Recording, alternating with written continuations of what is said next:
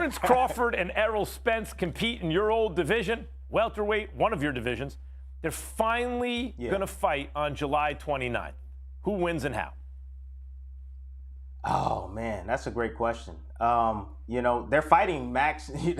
That's how you're going to know who's going to win the fight. They're fighting. But I have some concerns. I really do. And the first thing that came to mind is can Crawford win a decision in Vegas? You have to understand this. Look at the history of Crawford and the way he starts fights.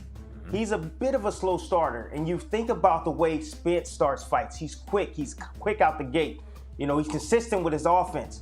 You know, and going down the stretch, you know, if he gets behind on the scorecards, Crawford, he's going to need a knockout to win in Vegas. And you got to understand that the judges, the history of the judging in Vegas. I remember the Floyd Mayweather era where defense was, you know, thought to be great, you know, and you were getting points for defense. But now it has shifted. Now it's more about the aggressive fighter, the fighter that throws more punches. That's what I'm seeing from Vegas judges now. Guys that are in your face, pressing the action, being the aggressor. And we know Spence is that guy. So that's my concern moving forward in this fight. But my pick has always been Terence Crawford. I think he's more versatile. I think he brings so much more to the table than Errol Spence. And I think he's going to take advantage of some of the holes that I see in Spence's offense. So my pick is Terence Crawford. Sorry. All right, I want to talk about what you just said in a second because I agree with your analysis. The whole key to this fight is that Crawford usually studies his guy, but Errol Spence is a high-volume puncher. He throws punches with bad intentions. He throws a lot of them, head and body. He's shown the ability to box behind a southpaw jab and not get hit if he wants to. Like he is a lot going for him, where if Crawford takes too long to get going, he could be down 4-2, 5-1. He may have even been hurt at some point and is going to likely need a knockout at that point. Can he stop Spence? On the other hand, something Andre Ward says about fights occasionally has stuck in my mind. In an even fight, a super fight between two evenly matched guys, who has lived better? Who's been more about the fight game and taken better care of himself? Because in the moment of truth, you know, that can really come through. In my view, when you look at them, that would be Terence Crawford. You said, though, that he could take advantage, Crawford could, of holes in Errol Spence's offense. What are they? Well, some of the holes is he lunges. Sometimes he takes chances when he shouldn't have. He'll lunge forward. He'll get himself out of position. He comes back to position, straight on the line most of the time. You know, and he's pretty predictable with his offense.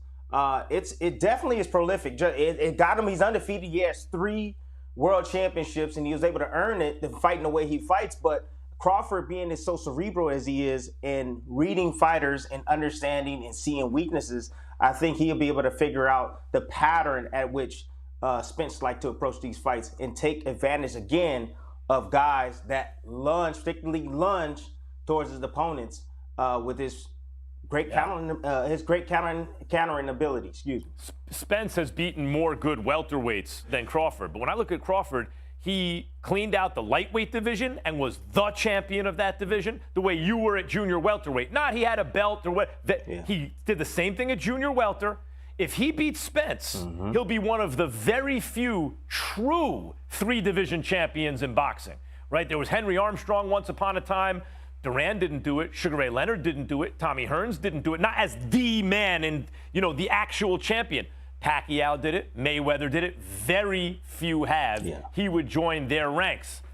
All right, this is my favorite sporting event you could make, Crawford Spence, and, you know, in the world right now, any sport. But it feels to me, Tim, like it was a little hotter a couple years ago. It's the opposite of Mayweather-Pacquiao, where the longer they waited, even if the fight itself wasn't as good as it could have been once upon a time, there was all this pent-up demand. So the event just kept getting bigger and bigger and bigger. That did not seem to happen, at least so far.